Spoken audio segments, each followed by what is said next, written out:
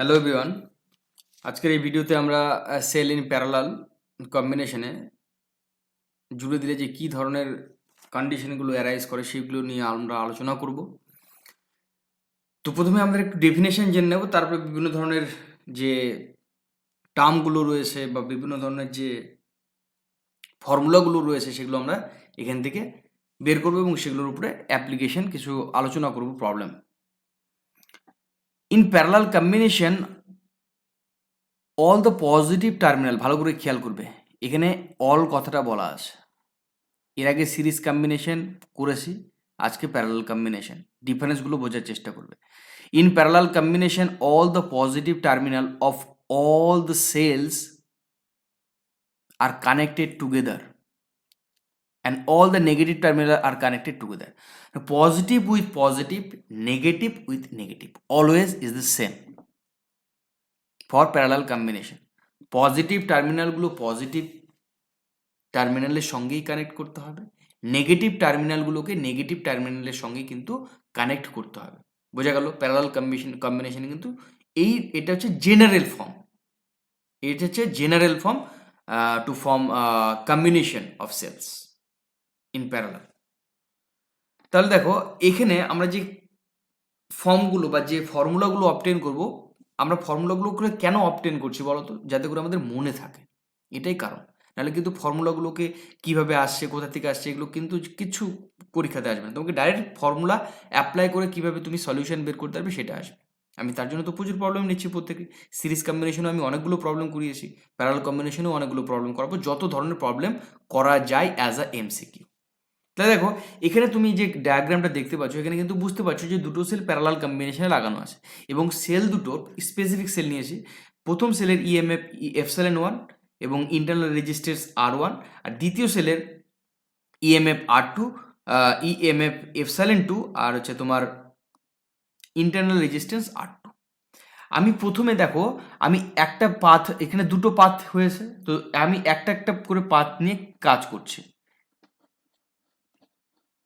আমি দুটো পাথ একবারে নিয়ে কাজ করব না, আমি একটা একটা করে পাথ নিয়ে কাজ করব।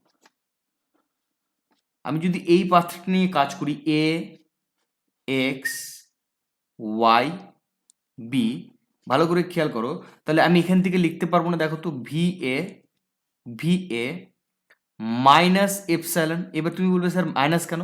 কেন কি এটা পজিটিভ টার্মিনাল থেকে নেগেটিভ টার্মিনালে যাচ্ছে, ভালো করে খেয়াল করো। নেগেটিভ টার্মিনালে আমি কি করছি? আমি কিন্তু এই সাইডে যাচ্ছি, ভালো করে খেয়াল করো, আমি কিন্তু এই সাইডে যাচ্ছি, তাই না? আমি ভি এ থেকে শুরু করেছি যাত্রা, ঠিক আছে? আর আমার কারেন্টের ফ্লো হচ্ছে কিন্তু বিপরীত দিকে। যদি কারেন্টের ফ্লো বিপরীত দিকে হয় আর আমার ডাইরেকশন অফ পাথ যদি অন্য দিকে হয়, দুটো আলাদা দিকে হয়, তাহলে আমরা জানি যে IR সেটা কিন্তু পজিটিভ হয়, তাই না? আমরা এগুলো এর আগের ভিডিওতে পড়েছিলাম। তাহলে এখান থেকে আমরা লিখতে পারবো I1 R1 is equals two কি হবে? এই যে লাস্টে আমরা ভিবিতে চলে আসলাম, তাই তো? তাহলে এখান থেকে আমি অবটেন করতে পারবো না। দেখো তো, VA minus VB is equals to আমরা কি লিখতে পারবো? Epsilon 1 minus I1 R1। এটাকে আমরা কি হিসেবে জানি? টার্মিনাল ভোল্টেজ হিসেবে জানি, টার্মিনাল ভোল্টেজ হিসেবে জানি। তাহলে V ইজ ইকুয়ালস টু আমরা লিখতে পারি না? দেখো তো, এপসাইলন 1 মাইনাস I1 R1। তাহলে এখান থেকে আমি যদি ক্যালকুলেশন করি, একটু ভালো করে খেয়াল করো, তাহলে আমরা এখান থেকে বের করতে পারবো না I1 এর ভ্যালু। I1 এর ভ্যালু কীভাবে? ভালো করে খেয়াল করো তো, epsilon 1 minus V by R1। Similarly আমি যদি পাথ পরের পাথটাকে চুজ করি, তার মানে আমার এ পি কিউ বি, আমি যদি এই পাথটাকে চুজ করি, তাহলে সেক্ষেত্রে আমি আয়ের ভ্যালুটা কি পাবো? ভালো করে খেয়াল করো, I2 পেয়ে যাবো। এখানে I2 ইজ ইকুয়ালস টু কী হবে? Epsilon 2 minus V by R2, এটা পেয়ে যাব, তাই তো?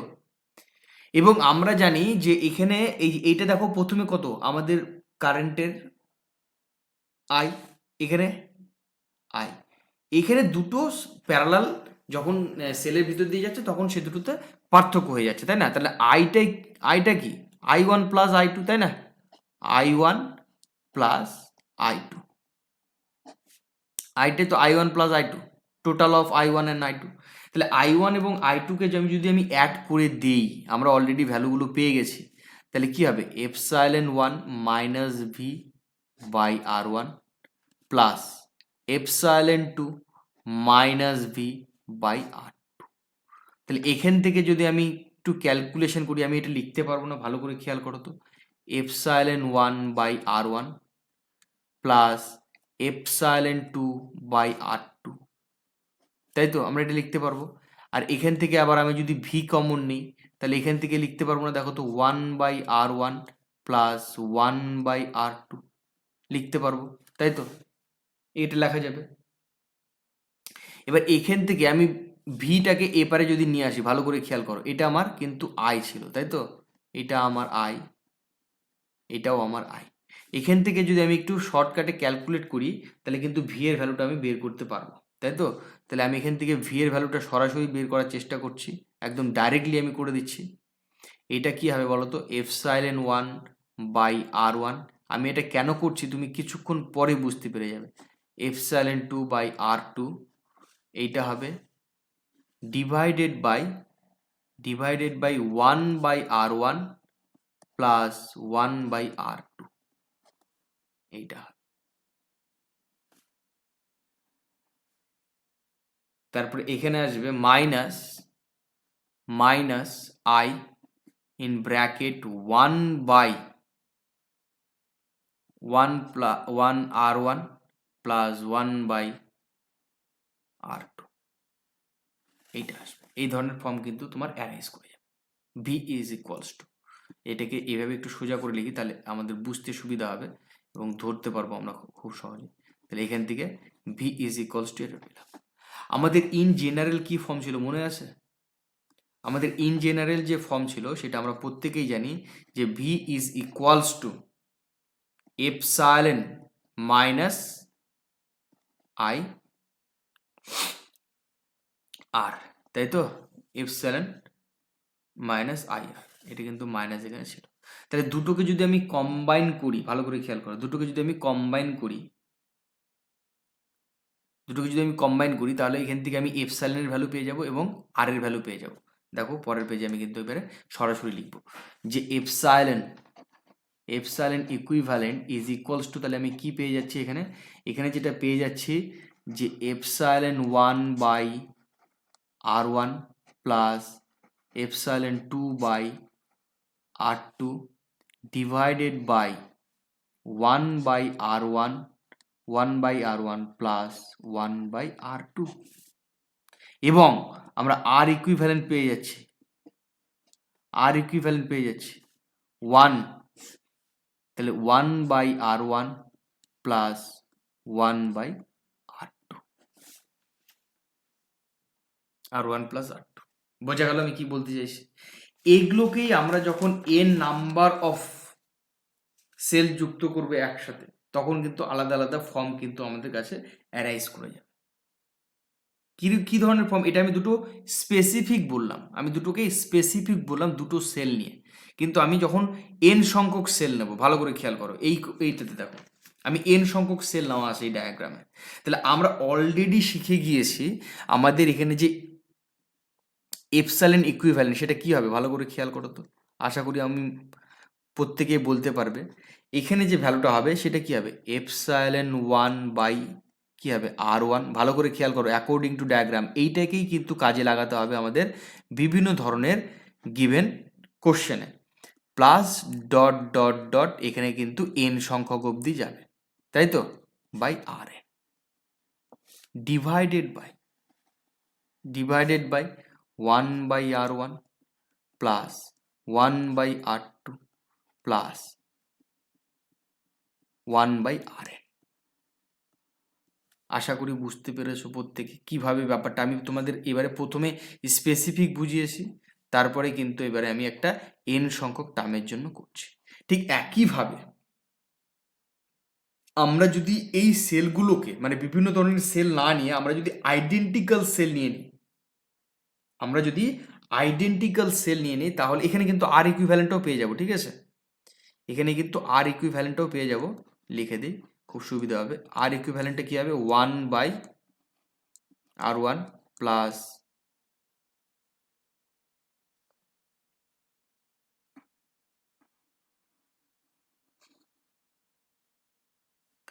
1/r1 plus 1/r2 plus 1/rn। আমি যদি এই সেলগুলোকে আইডেন্টিক্যাল সেল হিসেবে নিয়ে নিই, ইফ অল সেলস, দেখো আমি একই কিন্তু কম্বিনেশন, একইভাবে কিন্তু করার চেষ্টা করছি ইন প্যারালাল। আমি সিরিজেও কিন্তু এই ঘটনাগুলোই করেছিলাম। যদি আমি প্যারালাল কম্বিনেশনে সাজিয়ে নিই আর আইডেন্টিক্যাল,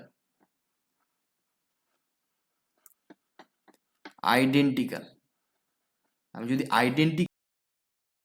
সবগুলো মানে E1 E2 En সবগুলো কি হবে, এন এ মানে ই এপসাইলন হয়ে যাবে, তাই তো? তাহলে আমি সরাসরি এখান থেকে এটা লিখতে পারি না। দেখো তো, আমি ওইভাবে না করে আমি সরাসরি এখন একবারে লিখছি, কেন কি ওইগুলো আমরা অলরেডি শিখে গিয়েছি সিরিজ কম্বিনেশনে, তাই না? তাহলে আমরা এখান থেকে লিখতে পারি না। দেখো তো, epsilon by R plus epsilon by R plus, যেহেতু আমি এখানে আইডেন্টিক্যাল বলছি, তাই না, এপসাইলন বাই আর, এখানে ডিভাইডেড বাই কি হবে, 1/r plus 1/r plus 1/r। তাহলে এখান থেকে দেখো তো, আমি লিখতে পারি না কতগুলো এন, এন এপসাইলন বাই আর, এখানেও কি হবে এন বাই আর, এন সংখ্যক, তাই না? প্রথম উপরেরটার জন্য উপরেরটা, নিচেরটার জন্য। ভালো করে খেয়াল করো, তুমি যদি একটু খেয়াল করবে, এখানে কিন্তু আমি এখানে কিন্তু সিম্পলিফাইটা করে দিতে পারি। দেখো এখানে এন আর, এখানেও এন বাই আর আছে, তাই তো? তাহলে কেটে দিলে আমি আলটিমেটলি এখানে কি পড়ে থাকছে বলো তো, এপসাইলন পড়ে থাকছে। তাহলে এখান থেকে আমি লিখতে পারি epsilon is equivalent to epsilon only. মানে তুমি যদি সিরিজ কম্বিনেশনে, ভালো করে খেয়াল করবে, এইটা কিন্তু ভেরি ভেরি ইম্পর্টেন্ট, এর উপরে কিন্তু প্রবলেম আছে। আমি যদি সিরিজ কম্বিনেশনে করি তাহলে কিন্তু অ্যাডিশন হচ্ছে, ভালো করে খেয়াল করবে। যখন আইডেন্টিক্যালগুলো নিচ্ছিলাম এন এপসাইলন হয়েছিল, কিন্তু আমি যখন প্যারালাল কম্বিনেশনে নিচ্ছি আইডেন্টিক্যাল সেলগুলোকে, সেটা কিন্তু যে মানে যে ভ্যালুটা, সেটাই কিন্তু আসছে ইকুইভ্যালেন্টের ক্ষেত্রে। আমাদের সেলের যে ইএমএফটা, সেটাই কিন্তু আসছে প্যারালাল কম্বিনেশনের ক্ষেত্রে, EMF of all the cells in parallel combination. বোঝা গেল?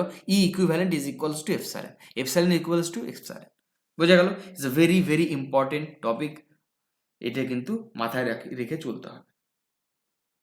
আর আর এখান থেকে যেটা পেয়ে যাব আর ইকুইভ্যালেন্ট, এটা তো এখন বলতে হবে না, এটা খুবই সহজ ব্যাপার, এটা আমরা বলতে পারবো এখন এখান থেকে। দেখো এটা যেহেতু পেয়েছি, এটা ভেরি ভেরি ইম্পর্টেন্ট একটা গেল। আরও একটা পয়েন্ট আমাদের এখান থেকে জেনে নিতে হবে, সেটা হচ্ছে আর ইকুইভ্যালেন্ট। এটাকে জাস্ট আমি রেসিপ্রোকাল করেও লিখতে পারি যে R equivalent is equals to 1/r plus 1/r plus 1/r। তাহলে এখান থেকে তুমি লিখতে পারবে n/r।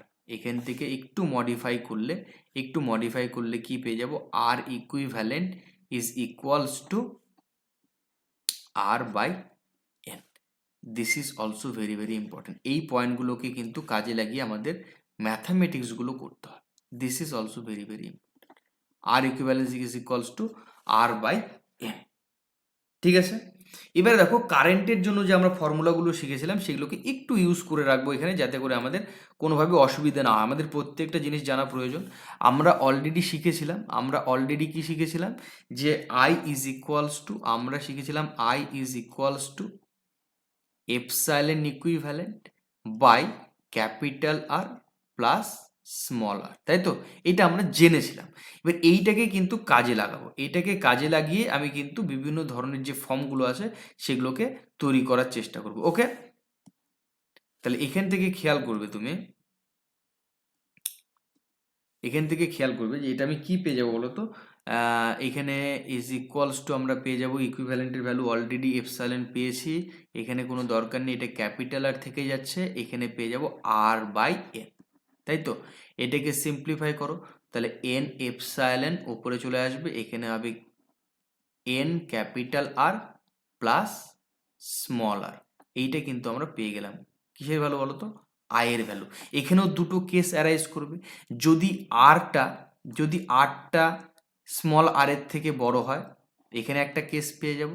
আর একটা কেস যখন পাবো আর, স্মল আরটা যখন ক্যাপিটাল আর এর থেকে বড় হবে, আমরা কিন্তু দুটো কেস অ্যারাইজ করবে এক্ষেত্রে। এক্ষেত্রে কিন্তু আমাদের দুটো কেস অ্যারাইজ করবে। এই ক্ষেত্রে আমাদের যে আয়ের ভ্যালুটা হবে, এই ক্ষেত্রে আমাদের যে আয়ের ভ্যালুটা হবে, সরাসরি আমি লিখে দিচ্ছি এপসাইলন বাই আর, মানে এন এপসাইলন বাই এন আর। তাহলে এন এন কেটে দাও, তাহলে কি হবে এখানে এপসাইলন বাই আর পড়ে থাকবে, তাই তো? এপসাইলন বাই আর পড়ে থাকবে। আর এখানে কি হবে, এখানে আয়ের ভ্যালুটা হয়ে যাবে সরাসরি n epsilon by small R, n epsilon by small R. তাহলে আমাদের এই কেসগুলো কিন্তু অ্যারাইজ করে যাচ্ছে ফর প্যারালাল কম্বিনেশনের জন্য। এগুলোকে কিন্তু মাথায় রেখেই চলতে হবে, তবেই কিন্তু প্রত্যেকটা কোশ্চেনের সলিউশন তুমি করতে পারবে উইদাউট এনি প্রবলেম। আশা করি বুঝতে পেরেছো। আমি প্যারালাল কম্বিনেশনটাকেও ডিটেলসে বোঝানোর চেষ্টা করলাম। এইবারে দেখো প্রবলেমগুলো কত সহজে তুমি কমপ্লিট করতে পারছো। ফার্স্ট প্রবলেম দেখো, এখানে তুমি বুঝতে পারছো যে যে সেলগুলো দেওয়া আছে, যে গিভেন সেলগুলো দেওয়া আছে, সেটা কিন্তু প্রত্যেকটাই আইডেন্টিক্যাল সেল। দেখো 12 3 ওহম, 12 3 ওহম, 12 3 ওহম। এইটা তোমার ডিফারেন্স, এখানে এটার জন্য বের করতে হবে ভ্যালু, কোনো অসুবিধা নেই। তাহলে আমি দেখতে পাচ্ছি আমাদের যে সেলগুলো দেওয়া আছে, গিভেন সেলগুলো, সেগুলো প্রত্যেকটাই আইডেন্টিক্যাল। তাহলে এখান থেকে উইদাউট এনি ডিফিকাল্টিস আমরা এখান থেকে লিখতে পারি না। দেখো তো এপসাইলন ইকুইভ্যালেন্ট কি হবে, no need to calculation, no need to do any calculation, আমরা ডাইরেক্ট লিখে দেবো 12 ভোল্ট। কারণ একটু আগেই শিখেছি যে epsilon equivalent is equals to only the given EMF for each cell 12 volt, তাই তো? তাহলে এখান থেকে আমরা পেলাম, এক্সকিউজ মি, তাহলে এখানে এপসাইলন ইকুইভ্যালেন্ট পেয়ে গেছি। তাহলে ইন্টারনাল রেজিস্ট্যান্সের যে ইকুইভ্যালেন্ট ভ্যালুটা, সেটাও তো পেতে হবে। আমরা ফর্মুলা শিখেছিলাম, কি শিখেছিলাম, আর বাই এন, তাই তো? আর বাই এন। দেখো প্রত্যেকটার ক্ষেত্রে আমার যে আর এর ভ্যালুটা 3 ওহম, 3 ওহম, 3 ওহম, তাহলে আমি এখানে লিখবো 3 ohm.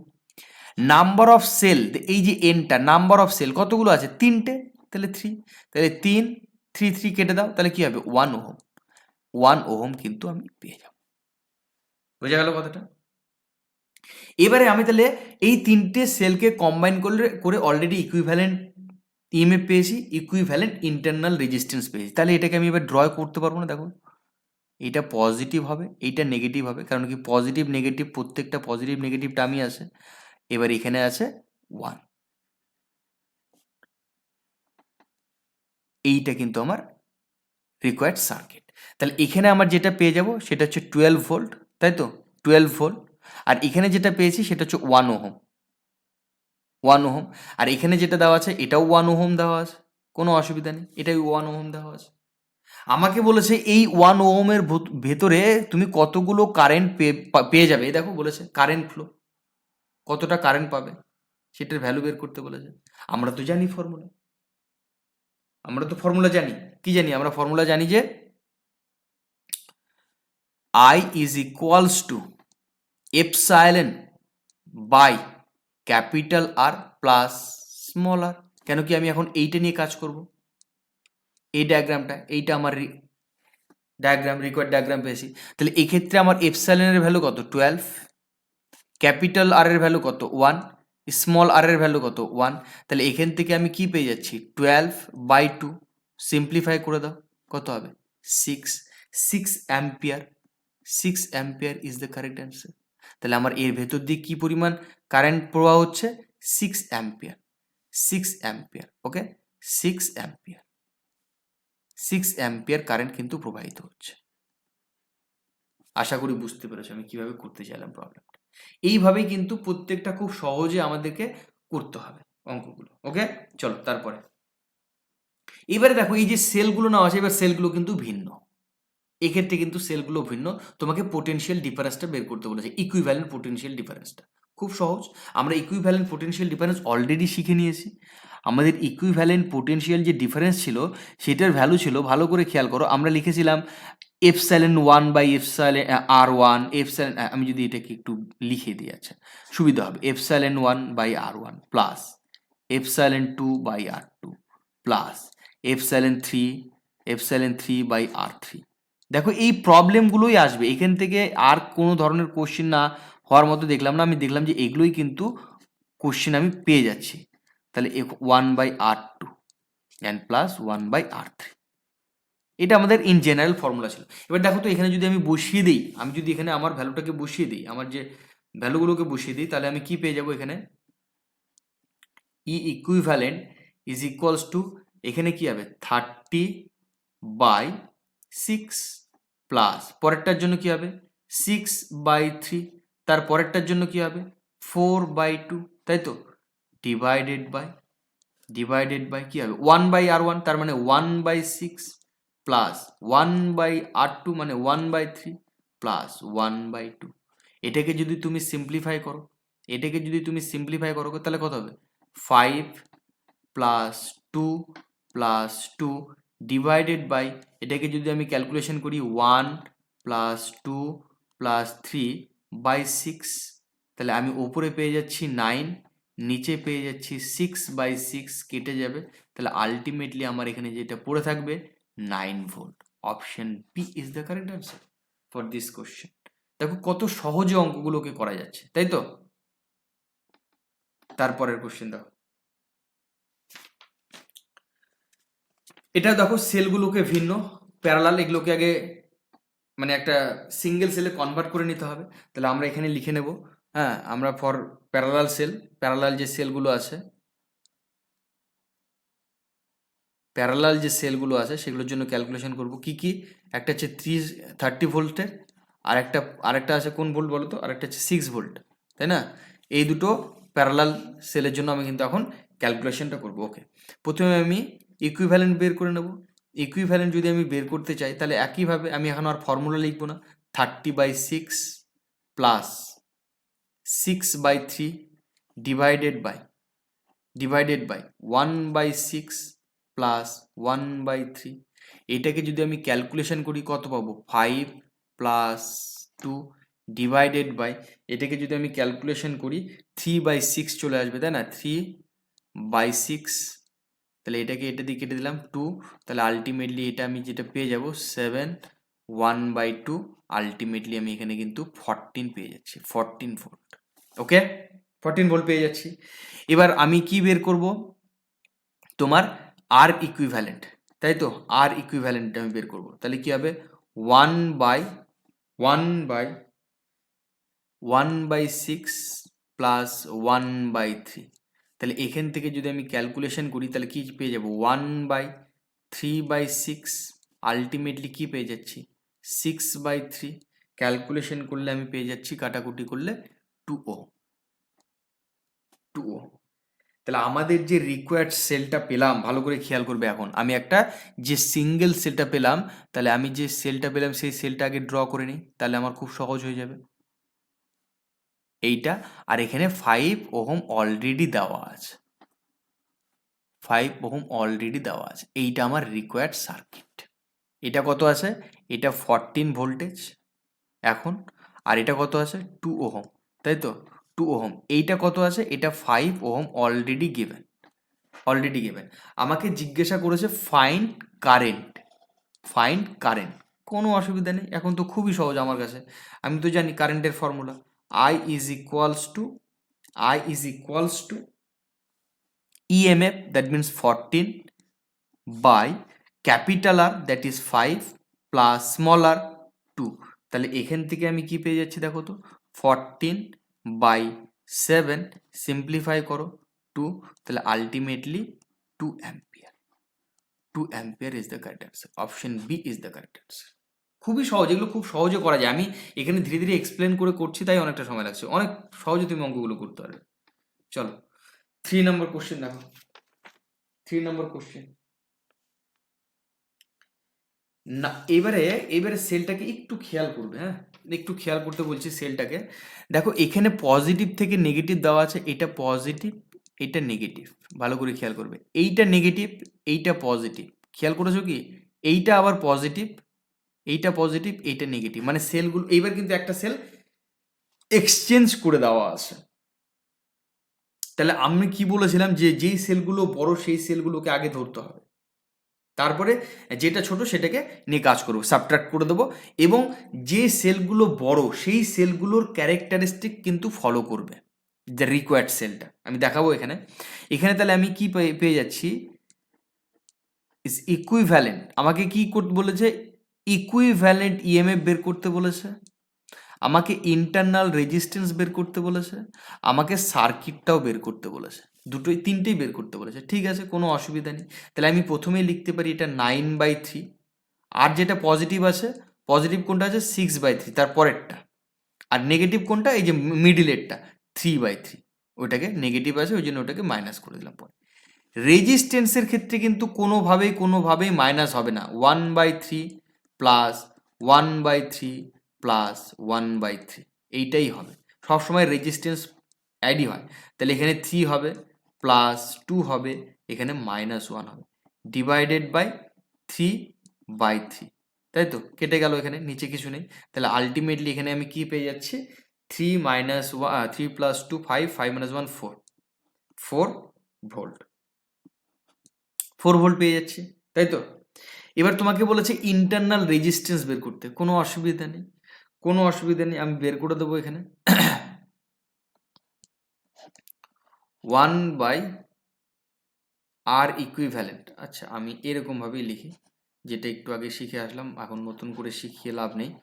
Equivalent is equals two 1/1/3 plus 1/3 plus 1/3। Calculation করো, ক্যালকুলেশন করলে কি পেয়ে যাবে, 1/3/3 কেটে গেল সব। তাহলে কেটে গিয়ে আমি ইকুইভ্যালেন্ট যে ইন্টারনাল রেজিস্ট্যান্স সেটা কিন্তু পেয়ে গেলাম 1 ওহম। তাহলে আমার যে সিরিজটা হবে, দেখো তো পজিটিভগুলো বড় না, পজিটিভ, এইটার পজিটিভ এটা বড় 9 ভোল্টেজ আছে, এটার পজিটিভ এটাও 6 ভোল্টেজ আছে, আর যেটা নেগেটিভ সেটা তো ছোট 3 ভোল্টেজ। তাহলে আমাদের যে ক্যারেক্টারিস্টিক সেটা কার ফলো করবে, পজিটিভের। তাহলে আমার যে রিকোয়ার্ড যে সার্কিটটা হবে সেটা পজিটিভ ফার্স্টে হবে, তারপরে নেগেটিভ হবে, তারপরে ইন্টারনাল রেজিস্ট্যান্স হবে। তাহলে আমার এখানে হবে 4 ভোল্ট আর এখানে হবে 1 ohm. This is complete. Okay, last question, আজকের সিরিজের লাস্ট কোশ্চেন আমরা এখানে আলোচনা করব। বলেছে ফাইন্ড, একই কথা বলেছে, আবার দুটোকে করে নেব ক্যালকুলেশন। এই যে দুটো প্যারালাল আছে, এই প্যারালাল দুটোর জন্য আগে করে নিই প্যারালাল সেল, তাই না? যে দুটো আছে সে দুটোর জন্য আগে করে নিই প্যারালাল, প্যারালাল সেল।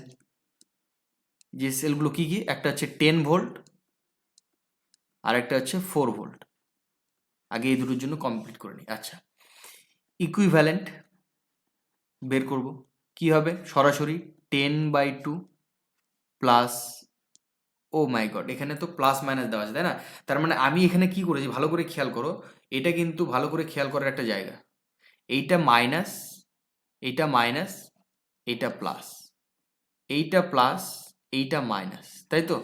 তাহলে আমি বড়টাকেই ক্যালকুলেট করছি, আমি ছোটটাকেই মানে ছেড়ে দিচ্ছি। তাহলে আমি বড়টাকে পজিটিভ নিচ্ছি, ছোটটাকে নেগেটিভ নেব।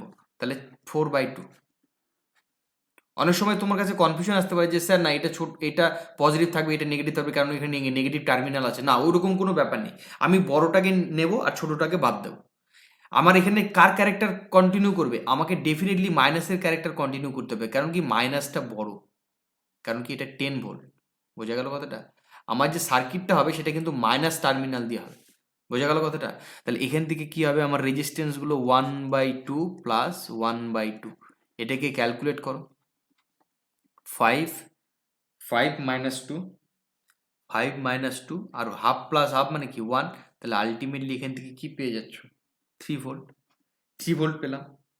এবং রেজিস্ট্যান্সটা কি পাবো, ইকুইভ্যালেন্ট রেজিস্ট্যান্সটা ভালো করে খেয়াল করো তো।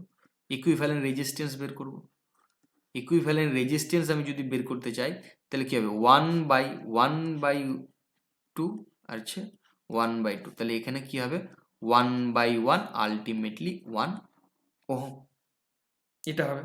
তাহলে আমার যে রিকোয়ার্ড সার্কিটটা আসবে, ভালো করে খেয়াল করো, আমার রিকোয়ার্ড সার্কিটটা এটা অলরেডি আসে, পজিটিভ নেগেটিভ এটা অলরেডি আসে প্রথমে, আবার এই দুটোকে কম্বাইন করে আমি যেটা পাবো সেটা নেগেটিভটা প্রথমে হবে, পজিটিভটা পরে হবে। কেন কি আমি 10 ভোল্ট নিয়ে কাজ করছি, মানে 10 ভোল্টটা বড়, এর ভ্যালুটা বড়, বোঝা গেল? এই জন্য কিন্তু এর ক্যারেক্টার ফলো করবে, আমার যে রিকোয়ার্ড সেলটা এর ক্যারেক্টার ফলো করবে।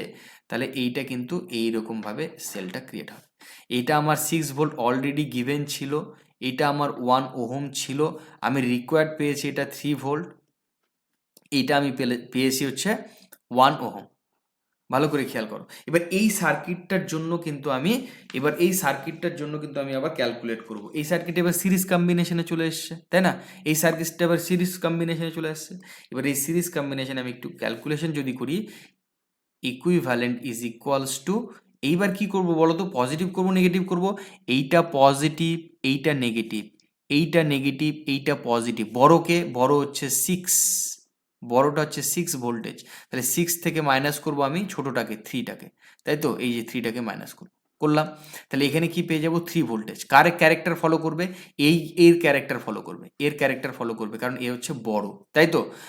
আর আমি যদি আর ইকুইভ্যালেন্ট বের করতে চাই, আর ইকুইভ্যালেন্ট বের করতে চাইলে কি হবে? 1 প্লাস 1 আলটিমেটলি 2 ওহম, 2 ওহম। ওকে, তাহলে আমার এখানে যে ক্যারেক্টারটা হবে, আবার একটা যে সিরিজ পেয়ে যাব, প্রথমে পজিটিভ, তারপরে নেগেটিভ, তারপরে ইন্টারনাল রেজিস্ট্যান্স, তারপরে এটা। তাহলে এইটা আমার যেটা চলে আসবে, এটা হচ্ছে 3 ভোল্ট, আর এখানে যেটা আসবে 2 ohm, 2 ohm. This is the required circuit. এরকমভাবে প্রত্যেকটা স্টেপে ধরে ধরে আমাদের প্রত্যেকটা প্রবলেমকে করতে হবে। আমি অলমোস্ট ম্যাক্সিমাম প্রবলেম করিয়ে দিলাম, এগুলো প্র্যাকটিস করলেই যথেষ্ট। আর একটা যেটা আমাদের সিলেবাসের মধ্যে সেভাবে মেনশন করা নেই, তবে আমি দেখলাম এটা একটু না করলেই নয়, জাস্ট জেনে রাখার জন্য। যদি অনেকগুলো সেলকে সিরিজ এবং প্যারালাল কম্বিনেশনে জুড়ে দেওয়া হয়, তাহলে আমাদের যে ইএমএফ এর ইকুইভ্যালেন্ট ভ্যালু কোনটা হবে, বা ইন্টারনাল রেজিস্ট্যান্সের ইকুইভ্যালেন্ট ভ্যালু কোনটা হবে, এবং কারেন্টের ভ্যালু কোনগুলো হবে, সেগুলোকে একটু আমি এখানে মেনশন করেছি। প্রয়োজন হলে দেখে নিতে পারো, না দেখলেও হবে, খুব একটা অসুবিধা হবে না, কারণ এগুলো মেনশন করা নেই আমাদের সিলেবাসে। ওকে, যাতে অনেকগুলো সেলকে তুমি যদি কম্বাইন করো সিরিজে এবং প্যারালালে, সব কম্বাইন করে করার চেষ্টা করো, তাহলে যে ফর্মগুলো ক্রিয়েট হয় সেখানে এগুলো মেনশন করে দেওয়া আছে, এগুলোকে একটু খেয়াল রেখে যেতে পারো, তাছাড়া কোনো অসুবিধা নেই। ওকে, তো আজকের এই ভিডিওতে আমরা পুরো প্যারালাল যে কম্বিনেশন আছে সেটাকে পুরোপুরি কমপ্লিট করলাম উইথ ডিটেলস আন্ডারস্ট্যান্ডিং। তো এরপরে আরও ভিডিও আসবে, তো ততক্ষণ পর্যন্ত তোমরা দেখতে থাকো এবং শিখতে থাকো। Thank you, take care.